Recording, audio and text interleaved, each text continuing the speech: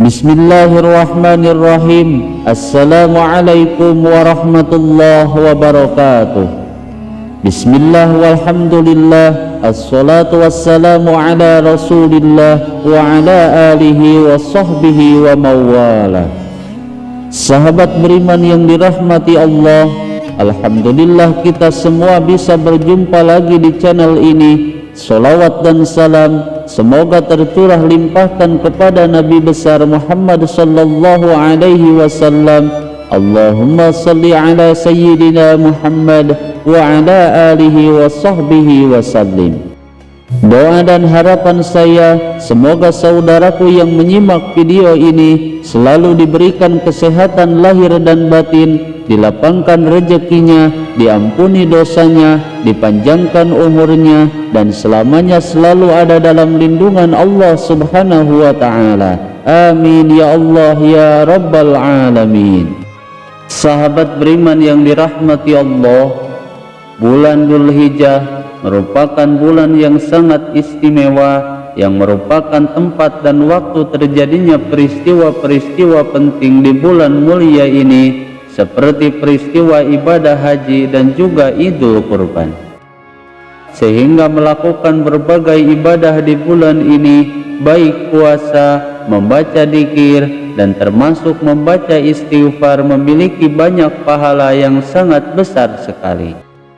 Secara umum, setiap istighfar dan taubat seorang hamba pasti akan selalu diterima oleh Allah subhanahu wa ta'ala, asalkan dilakukan dengan tulus dan benar. Meskipun ada 3 golongan orang yang ditolak istighfarnya di bulan Dzulhijjah atau di hari raya Idul Adha.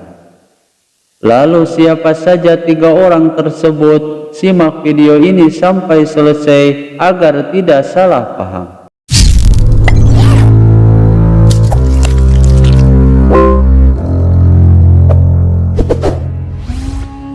Sahabat beriman yang dirahmati Allah, sebagai manusia biasa, tentunya kita tidak pernah luput dari salah dan dosa, baik itu disengaja ataupun tidak. Dan salah satu cara agar semua dosa-dosa kita diampuni oleh Allah subhanahu wa ta'ala, yaitu dengan cara memperbanyak membaca istighfar, khususnya di bulan Dzulhijjah yang mulia ini, khususnya lagi di 10 hari awal bulan Dzulhijjah menjelang hari raya Idul Adha. Maka setiap lafal istighfar yang diucapkan, semua kesalahan dan dosa-dosanya akan segera dilebur dan diampuni oleh Allah subhanahu wa ta'ala. Terlebih jika taubatnya tersebut dilakukan dengan cara dan kaifiah yang benar, karena salah satu syarat utama diterimanya taubat menurut para ulama tasawuf, yaitu meninggalkan dosa tersebut dan tidak mengulanginya lagi. Sehingga jika ia bertaubat atau beristighfar namun ia masih tetap melakukan dosa-dosa tersebut, maka taubat dan istighfarnya tidak akan diterima oleh Allah subhanahu wa ta'ala. Sebagaimana Syekh Abdul Qadir Al-Jailani, beliau menjelaskan bahwa syarat taubat ada 3, yaitu menyesali atas kesalahan yang telah dilakukan, meninggalkan setiap kesalahan dan dosa tersebut, dan berjanji serta berusaha untuk tidak kembali pada dosa dan kesalahan tersebut. Dan menurut Tuan Syekh Abdul Qadir Al-Jailani, beliau mengatakan bahwa ketiga syarat ini mesti terpenuhi dalam bertaubat dan beristighfar agar taubat dan istighfarnya diterima oleh Allah subhanahu wa ta'ala. Maka di dalam video kali ini saya akan membahas 3 golongan orang yang ditolak istighfarnya di hari raya Idul Adha atau di bulan Dzulhijjah. Karena tidak semua istighfar manusia pasti akan diterima oleh Allah subhanahu wa ta'ala, khususnya yang tidak memenuhi 3 syarat sahnya taubat dan istighfar tersebut. Sebagaimana para ulama tasawuf mengatakan bahwa ada 3 golongan manusia yang istighfarnya tidak bermanfaat dan akan sia-sia, bahkan ditolak oleh Allah subhanahu wa ta'ala. Lalu siapa sajakah 3 golongan yang sia-sia istighfarnya tersebut? Yang pertama yaitu seorang laki-laki yang terus-menerus berzina tanpa henti. Maka jika seorang laki-laki beristighfar dan memohon ampun kepada Allah Subhanahu wa ta'ala, namun ia terus melakukan zina tersebut dan tidak berusaha meninggalkannya, maka kemudian Allah Subhanahu wa ta'ala akan berfirman, tinggalkanlah perzinahan tersebut dan jangan berbuat zina lagi, maka engkau pasti akan aku ampuni. Dan selama engkau masih berbuat zina, maka aku tidak akan pernah mengampunimu dan menerima semua istighfarmu. Kemudian golongan orang yang kedua yaitu seseorang yang terus-menerus memakan harta haram. Maka jika seseorang terus-menerus memakan harta haram milik orang lain, maka jika ia beristighfar dan memohon ampun kepada Allah Subhanahu wa ta'ala tanpa meninggalkan harta haram tersebut dan meminta ridho dari orang yang memiliki harta tersebut, maka Allah Subhanahu wa ta'ala akan berfirman, kembalikanlah harta haram tersebut kepada pemiliknya, maka pasti akan aku ampuni semua dosamu dan aku terima semua istighfarmu.